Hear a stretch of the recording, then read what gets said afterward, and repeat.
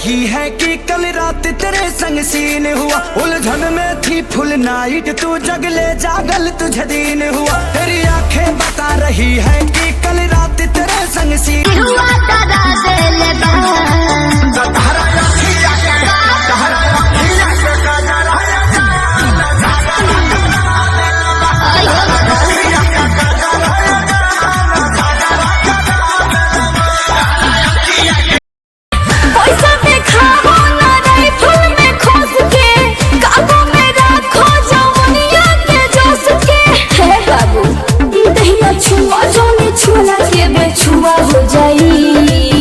अरे तो सुन कहा बोला। अरे आज पूरा तो के जाई अपन मन कि धान भाले धुआं हो जाई।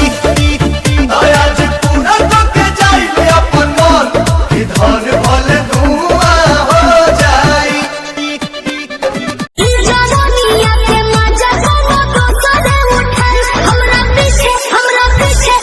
पीछे पड़ल बाड़े हमर जीजा जी के भाई। हमके दुल्हन बना ला ना तो दोसर लेके जाए।